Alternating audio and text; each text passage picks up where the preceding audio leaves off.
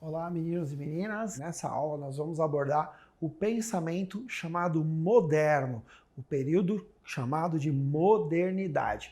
É importante que vocês consigam se situar no tempo. O período moderno, ele vai começar no finalzinho da Idade Média, né? Século XV, século XVI, século XVII, é conhecida a modernidade. Vai coincidir com o período clássico, né, da renovação científica, da revolução científica, né, esse período em que há uma modernização do pensamento, uma modernização da arte, né, a aproximação e surgimento do pensamento científico, né, é esse momento histórico que nós estamos pensando.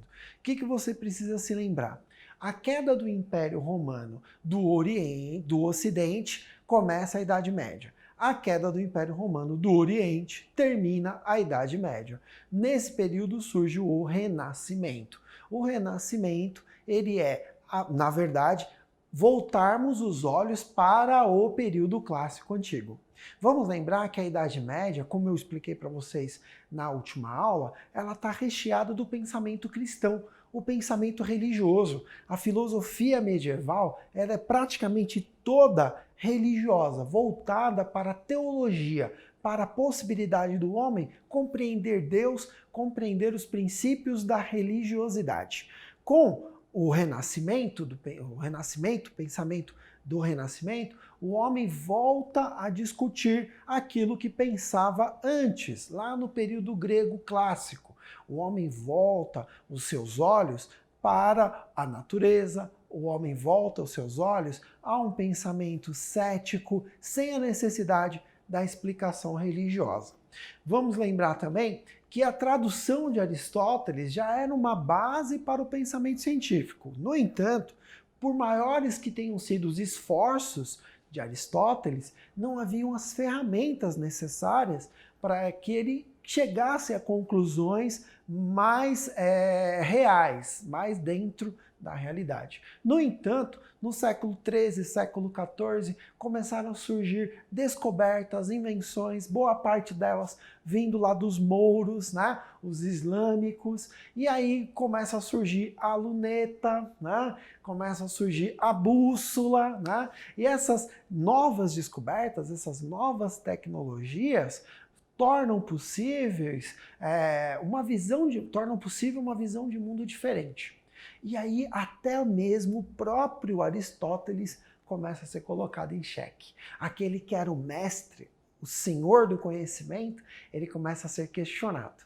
Bem nesse momento, lá por 1520, está saindo da faculdade um jovem chamado René Descartes. A gente escreve Descartes, mas lê apenas Descartes. Esse é o nome dele, né, com o qual ele ficou conhecido. No latim, você lê Cartésios, aquele cara do plano cartesiano. Né? Lembra do plano cartesiano que você aprende lá em matemática? Plano cartesiano de Cartésio, o Cartésio é o René Descartes. Escreve Descartes, mas lê Descartes. Ele está saindo da faculdade. O que ele aprendeu na faculdade? Aristóteles, o conhecimento aristotélico. E aí, quando ele termina, que ele se forma, ele se depara com o mundo que está exatamente questionando Aristóteles. Ou seja, estudei para nada. E aí, como surgirão esses questionamentos ao Aristóteles? Tudo começa num rapazinho chamado Copérnico, Nicolau Copérnico, depois um outro rapazinho chamado Galileu Galilei e depois um outro rapaz chamado Isaac Newton. Esses homens, eles começam a criar a física moderna, o movimento dos corpos. Eles começam a trabalhar a ideia da lei da gravitação universal, as 3 leis da física de Newton, né?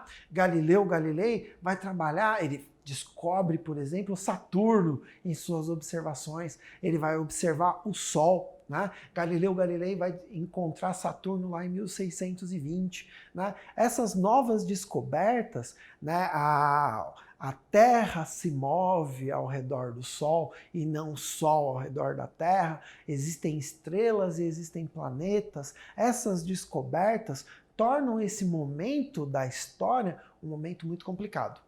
Tudo aquilo que tinha se aprendido, tudo aquilo que se considerava verdade, está em discussão, está em xeque de novo. E o René Descartes está nesse meio.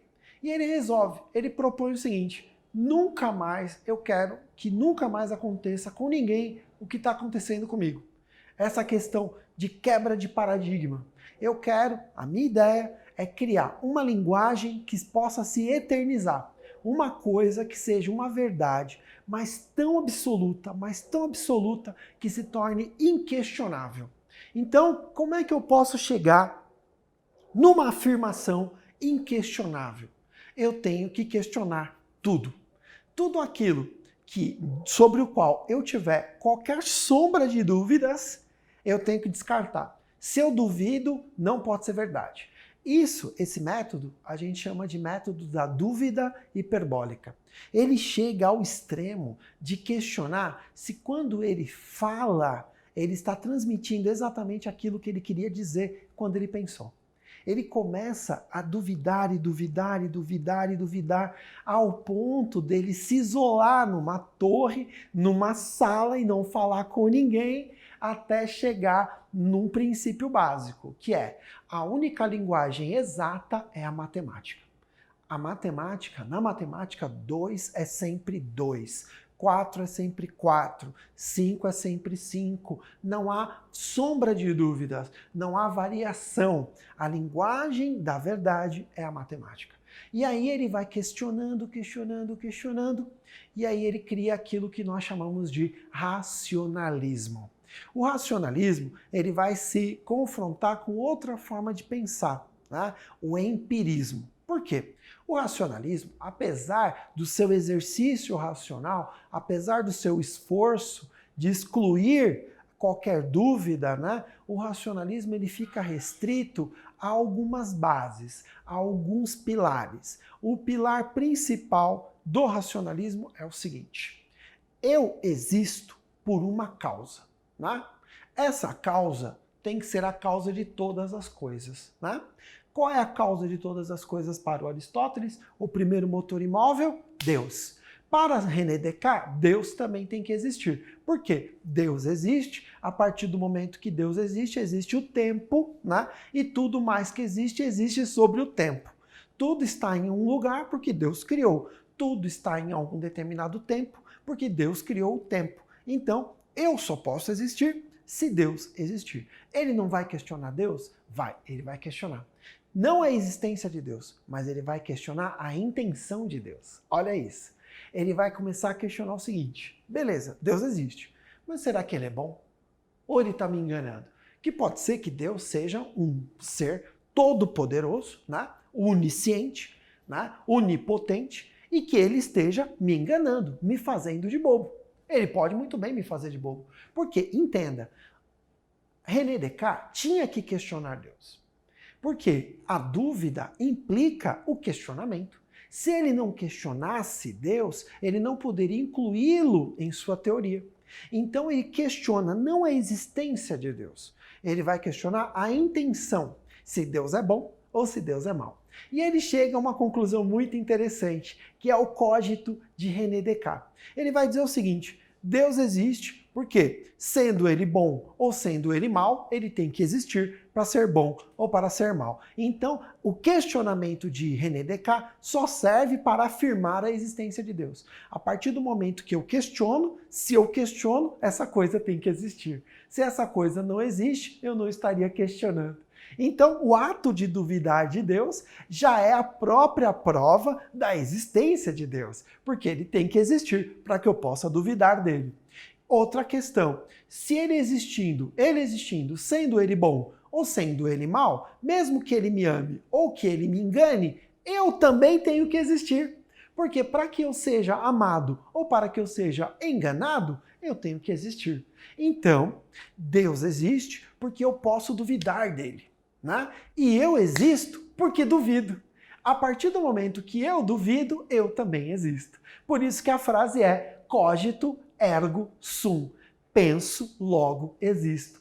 Esse ato de pensar que o René Descartes vai propor não é apenas aquele pensamento dentro dos limites da lógica, mas é o pensamento questionador, o pensamento da dúvida hiperbólica, é o pensamento indagador, mais ou menos na base do pensamento de Sócrates, que questionava os sofistas, que questionava o fundamento do saber. Olha onde que o René Descartes vai beber. Ele vai beber na fonte de Sócrates. O racionalismo cartesiano é muito interessante, porque ele vai provar a existência de Deus, porque para eu poder duvidar, Deus tem que existir, e ele vai provar também que o homem existe, porque a partir do momento que eu duvido, né, eu também existo. E se Deus me ama ou Deus me engana, eu também existo. Essa teoria de que Deus pode estar me enganando é chamado de teoria do gênio maligno, né? O gênio enganador.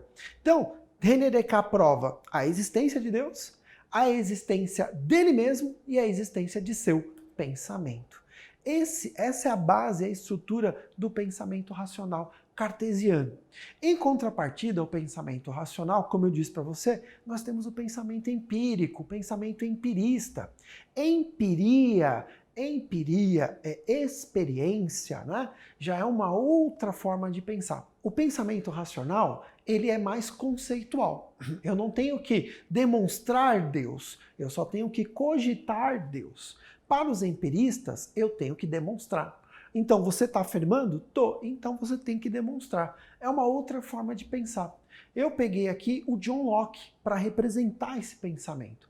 O John Locke, ele vai trabalhar o empirismo. Ele vai dizer que quando o homem nasce, ele é uma tábula rasa. Ele é uma página em branco que ele vai adquirindo conhecimento não a partir da revelação divina, né, ou da aproximação com Deus, mas ele vai adquirindo conhecimento a partir da experiência dele com o mundo. Muito parecido com o pensamento de Aristóteles, lá na Antiguidade, né? Então, perceba, René Descartes se aproxima de Sócrates, né? John Locke se aproxima do pensamento de Aristóteles com a sua afirmação, né? O homem é uma página em branco, o homem é uma tábula rasa. E aí, a partir desse princípio, se o homem é uma página em branco, ele não é bom e ele também não é mal, né? Ele não é nem bom nem mal. Este homem que nasce em branco, ele precisa, nós precisamos construir uma sociedade onde ele possa se tornar bom, mas ele não é bom nem mal em nascer, né? Ele nasce uma tábula rasa, uma página em branco. E aí o John Locke vai defender o direito natural. O que é o direito natural? Primeiro, o ser humano ele é dono de sua própria vida. Ele é dono de todas as condições para que ele possa viver. Então ele também tem que ter propriedade sobre sua terra. Então ele também tem que ter o direito de defender a sua terra, defender a forma do seu sustento, porque sem a terra e sem o sustento, ele não tem a vida. Então começa a se pensar na ideia do liberalismo, né? Que é a propriedade, aquilo que depois vai ser o capitalismo, essa ideia toda vai surgir do pensamento de John Locke. Então, nós temos o racionalismo de René Descartes e o seu cogito, e nós temos em John Locke o pensamento da tábula rasa, o homem é uma página em branco, né? O homem não é nem bom nem mal, no entanto o homem tem o direito natural, né? O homem tem direito à sua própria vida, tem direito à sua liberdade de pensamento. Uma grande característica do racionalismo é a dependência da existência de uma divindade. Uma grande característica do empirismo é a independência da existência de uma divindade. Eu não tenho que me preocupar se Deus existe ou não. Eu tenho que me preocupar em escrever leis justas que garantam os direitos. Eu tenho que me preocupar com a vida em sociedade. Eu tenho que me preocupar com a saúde daquele homem e a experiência que eu posso fazer através da natureza, testar aqui um princípio ativo de uma planta e fazer um remédio, e aí já vem o pensamento do laboratório. Tudo isso está presente no empirismo. A partir do empirismo, nós vamos ter uma sequência de pensadores independentes, né? E a partir do racionalismo, nós vamos ter outra sequência de pensadores. Lembrando que nesse período moderno tem uma infinidade de outros nomes, né? É importante lembrar do Baruch Spinoza, que vai usar o método cartesiano para provar que René Descartes está errado. Baruch Spinoza vai usar o próprio método cartesiano para provar que René Descartes está errado. Ele vai provar que Deus não existe, né? É muito interessante, Baruch Spinoza. e outros pensadores do mesmo período, né? O Home, o Thomas Hobbes. O Thomas Hobbes vai afirmar que o homem nasce naturalmente mal. O Jean-Jacques Rousseau, que vai falar do bom selvagem. Essa constituição desses homens, chamados federalistas, eles vão explicar para nós a organização da sociedade. Como que o homem vivia antes da sociedade, por que o homem organizou a sociedade e o motivo da organização das leis. Eu recomendo a leitura de um livro muito importante, né, do Jean-Jacques Rousseau, né, que fala do direito natural. É muito importante ler, que também fala do bom selvagem, que é do direito natural. É um livro muito interessante, muito importante, dá uma lida, né, o tratado sobre o direito natural e a origem da desigualdade entre os homens. É um livro muito importante, dá uma lida. Do Thomas Hobbes, você pode ler o Leviatã, né? Um livro muito importante, vai explicar a organização do Estado e por que existem tiranos, por que existe ditadura. Ele vai explicar a diferença entre ditadura, tirania e absolutismo. São livros importantes desse período, né? Galileu, importantíssimo também. Isaac Newton, importantíssimo também. Copérnico, também importantíssimo. Que fase interessante da filosofia.